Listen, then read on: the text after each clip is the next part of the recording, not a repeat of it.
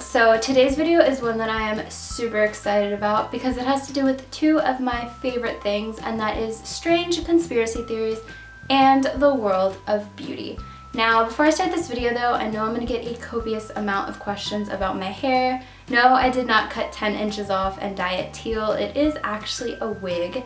Eva Hair was amazing enough to send me a wig to wear in one of my videos, and I am completely obsessed with it. I have been diving into the world of wigs lately, and I am so glad I did. Eva Hair is such an amazing website. They have so many beautiful wigs to choose from. It was so hard for me to choose just one. I fell in love with so many of them. They have more natural styles to really bold colors and cuts. There's really every single style of wig to satisfy most anyone's preference. I really recommend their site, and their wigs are absolutely amazing. It doesn't even really feel like I'm wearing a wig. So if you guys want to check out their website, you can use the discount code gabulosis at checkout and get 10% off your final order. I definitely recommend you guys go check them out. If you've never really tried out wigs before, I really recommend it. They can really change up your look and really just kind of give you a little bit of more confidence in a different way. So definitely go check them out. Everything will be linked down in the description box. Now let's get into what this video is actually about though. There are literally so many different conspiracy theories surrounding the world of beauty, basically since the beginning. Even in ancient Egypt, when they were smashing up malachite for eyeshadow and using wet charcoal for eyeliner. Now, I've seen every sort of conspiracy theory video out there, from science conspiracy theories to celebrity conspiracy theories to art conspiracy theories. I haven't seen it all, and I haven't really seen any beauty conspiracy theory videos, and I was like, I gotta hop on this before Shane Dawson does it, and he does it better than me. Now, these are of course not very serious conspiracy theories. It's just more of like a laid back video, more of like a conversation piece, but some of these are quite interesting and I never really heard about before. So with that being said, I chose 5 weird conspiracy theories surrounding beauty, so let's just get into it. The first beauty theory I'm going to be talking about is one that has been around for so long, and that is the theory that companies give out better versions of their product in sample sizes than they do in the full-size product. That they give out more watered-down versions in the full size, or ones with not as good quality ingredients in it that would cost them less money to produce in bulk. This theory has been around for so long, and I'm not saying that every single company does it, but there might be some out there that are guilty of doing this. Now, if you think about it, there's monthly subscriptions out there just filled with samples of different products. And I mean, even when you go to Sephora or Ulta, there's an entire area next to checkout just packed with samples. While it is completely gypping the public, it would save the company money though, right? A cosmetic chemist named Perry Romanowski, when asked about this, claims that no, companies do not do this. He says that samples are made from the exact same thing as the full-size products are, and that it wouldn't really save the company much money at all. Now, he says that most of the money that a company spends on their product is actually spent on packaging, so taking away from the actual product wouldn't really save them much money at all. Now, if you ask me personally if I believe that companies do this, I don't really think so, but I'd be lying if I said that I haven't had this happen to me before. I don't know about you guys, but okay. Story time with Gabby. This is literally the most first world problem story out there. But I remember once I stayed at a hotel, and if you've ever stayed at a hotel, sometimes they give you samples when you check in. And I got this sample for a shampoo, and I am never blown away by a shampoo ever. There's been a lot of conditioners that I love, but shampoos in general just don't really do anything for me. But I remember trying the sample of this shampoo, and I was absolutely blown away. It made my hair so soft and so silky, and I just was so in love with my hair. And I was like, okay, when I get back home, I'm going to buy the full size of this product. And I remember going back home and going to the store, and I was on the hunt for this product. I found it in full size, and I remember using it, and it was just horrendous. My hair was so gross. It was just this weird texture. There's a lot of like residue left in it. It was just, no, I wouldn't recommend it at all. But I swear, like, it was the same exact product and the sample was amazing. I used multiple samples of that product and they all made my hair amazing. I purchased the full size and it was just literally 0 out of 10 would recommend. I mean, have you guys ever had anything like this happen to you? Definitely put that down below because I'm so curious, because I want to believe you, Perry Romanowski, but I don't know. The second theory that I'm going to be talking about has to do with Kylie Cosmetics. Now, if you're not familiar with Kylie Cosmetics is the cosmetic brand of Miss Kylie Jenner. Her brand completely took the beauty world by storm after a very successful 2016 launch of her Kylie lip kits. This theory is that the company Kylie Cosmetics was built off of basically copying other brands and people. Kylie's company has got a bad rep for this literally since the beginning of her company, and it all basically started when people started speculating that Kylie's popular liquid lipsticks were actually just repackaged liquid lipsticks from another popular brand called ColourPop. Kylie was seen leaving the same factory that ColourPop uses, a factory called Spatz Laboratory, and people thought that this was kind of fishy. A beauty blogger named Nicole outed Jenner, showing the extreme similarities between her formula and ColourPop's. Now, keep in mind that ColourPop liquid lipsticks sell for $6 and Kylie's popular lip kits sell for $29. Now, both ColourPop and Kylie Cosmetics are under a beauty brand called Seed Beauty, founded by brother and sister Laura and John Nelson. Well, Kylie shut down these rumors, saying that yes, they do have similar ingredients and she absolutely loves ColourPop's formula, but their formulas are very different. Now, when her products did come out for the public to try, people did kind of realize that ColourPop's formula and Kylie's liquid lipstick formula were quite different, so for the most part, that rumor was squashed. But there is still so much when it comes to Kylie's brand. Kylie's company was yet again under fire by the public of accusations of her copying somebody else. Now, huge speculation arose that Kylie was copying a makeup artist on Instagram named Vlada Haggerty. Now, on September 24th, 2016, Vlada posted this photo of her recent work. And not long after, Kylie posted this photo of her recent campaign. Here they are side by side, and you decide what you think.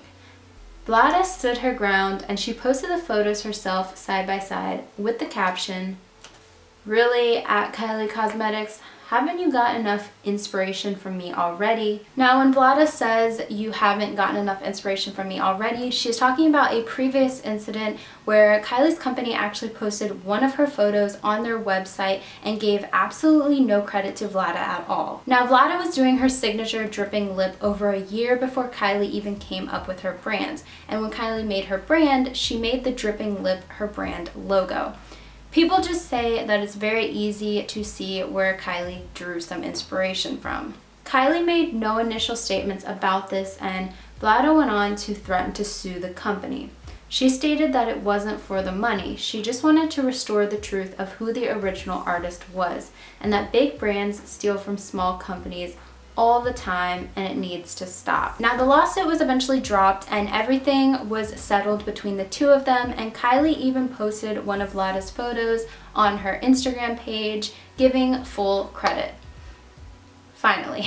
Now, I personally have nothing against Kylie Jenner. I think a lot of her products are absolutely amazing, but I do think that it's easy to see where she got some inspiration from, and it's only right to give credit where credit is due. The next beauty conspiracy that I'm going to be talking about is one that I never really came across until I started researching for this video, and that is the theory that the real reason that you're only allowed to bring liquid products on a plane in your carry-on with you that are 3.4 ounces or less has nothing to do with safety measures, but because they want to sell you more travel-sized products at the airport. Now, if you don't know this or you don't fly that frequently, The security measure for your carry-on case is 1 quart plastic Ziploc bag that can contain small liquid-filled bottles 3.4 ounces or less. That is what every liquid product is allowed to be up to. Airport security, also known as TSA, scans all of your items and they will confiscate anything larger than this size. This means that gels, perfumes, lotions, anything like that that you would carry on you and not in your suitcase exactly, smaller products, they have to be this amount or less. Now, there is speculation that the real reason they do this is so that they can make more money from you at your final destination. For instance, if you get something like saline solution confiscated by airport security, if you're a contact wearer, that is something that you are going to use quite often. So you might hop off the plane at your final destination, go to a gift shop, and repurchase another one, ultimately increasing their sales. Now, the real reason that they do this is supposedly because government agents determined that 3.4 ounces of liquid or less have the lowest risk of completing an explosive. That if people hid other liquids in these containers to try to create some sort of explosive, that anything 3.4 ounces or less would not be able to complete it and they wouldn't be able to pull it off successfully. But some people still believe that it just might be a tactic to sell more beverages and beauty products. The next one that I'm going to be talking about is one that I didn't think about either, and that is the theory that popular beauty gurus who post dupes of higher end products may be photoshopping the photos or simply swatching the higher end product twice so it looks like they are perfect dupes. So you want to go out and purchase the cheaper dupe, ultimately using their discount code. Now, I'm not saying this is definitely true or not. I'm not sure if I believe it, but I have noticed personally that a lot of beauty gurus, when they show dupes, they choose a lot of the cheaper dupes from a lot of the same companies that they are affiliated with, and they usually end the post with their discount code. And if you don't know this, anytime you use a discount code from a beauty guru from a company that they are affiliated with, they do get a % of the cut. There's a conspiracy that these gurus may be tampering with the photos or the products behind the scenes to make them look more similar in the final photos that they post to their followers. Now, there's not a lot of evidence to back this one up, honestly, but a Reddit user named MUA Conspiracy theorized this to be true, and it got a lot of people thinking. A lot of people came forward saying that they had bought cheaper dupes because it was shown in photos from popular beauty gurus that they were perfect dupes, and when they got them, they were completely different than they remember testing out the higher end product to be. Now, if you ask me, I don't really think people are doing this, but personally, I think that they do play a little bit of favoritism and search for dupes from companies that they are affiliated with, and I mean, you really can't blame them. I mean, business is business, a dupe is a dupe. But I mean, who knows, honestly. The last one that I'm going to be talking about is definitely a very long-running theory surrounding beauty products, if not one of the oldest theories out there, and that is the theory that beauty companies put a sooner expiration date on their products, so you throw out the products sooner and go and repurchase the products. Now, if you don't know this, most makeup and beauty products in general do have an expiration date on the bottom or the back of the product. It is usually shown in months. Now, the FDA actually does not require companies to put this estimated shelf life or expiration date on a product. That is all up to whether the company decides to do it or not. Now, to determine this time, companies do a series of tests, including exposing the product to a different series of temperatures and humidity levels to see how the product stands up. Now, when it comes to beauty products, in general, beauty products that are more natural or don't contain parabens last a lot less time than products that contain chemicals. Now, literally everyone in the world is guilty of having old beauty products in our cabinets or makeup drawers that we still use that are far past the expiration date, and we still use them because they work perfectly fine and we don't want to throw them out and go buy more. I mean, literally everyone in the world is guilty of this.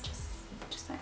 Most beauty experts say that yes, you should kind of go by the date on the bottom or the back of the product, but in general, you can kind of tell when most of your beauty products are going bad. Mascaras will begin to dry out, nail polishes will begin to clump up, and most natural beauty products will show signs that they're going bad, such as discoloration and smell. They did a study in Britain in 2013, and 6% of women admitted to keeping some makeup up to 14 years after their purchase date, and 17% of women admitted to keeping makeup up to 7 years after their purchase date. Now, this is a little extreme and highly unsanitary. I don't recommend doing that at all. But this is the reason why a lot of people think that the expiration date is simply just a money-making tactic. Some people think that if a company runs tests and sees that their product may last 24 months, they may put 12 months on the product just to lessen the time, so we go out in half the time and repurchase a new product, ultimately making them twice the money in the same amount of time. I mean, I honestly see why a company would do this. I mean, it makes sense why people would think this way in general, but I mean, if you ask me, I don't really think most companies are doing this. I think most companies are just trying to save us from bacteria and infection and a lawsuit on their hands. I mean, but some companies are a little greedy, so honestly, you never know. But I know I am definitely guilty of keeping makeup far longer than the expiration date. There's probably something on my face right now that's expired, but I definitely haven't owned anything 14 years. So I hope that you guys liked that video, and if you want me to do a part 2, definitely let me know down in the comments, because there are so many beauty theories out there that I could honestly do like 10 videos. Some of these were so out there I never really heard about before, but they definitely make you think even if you don't believe in them. But if you like that video and you're not already, definitely make sure to subscribe and like and any of that good stuff, and I read every single comment. All of it really helps your girl out, so it's much appreciated, and I will see you guys in my next video. Bye guys. Take it in your heart, heart, heart. Take it in your heart, heart. Take it in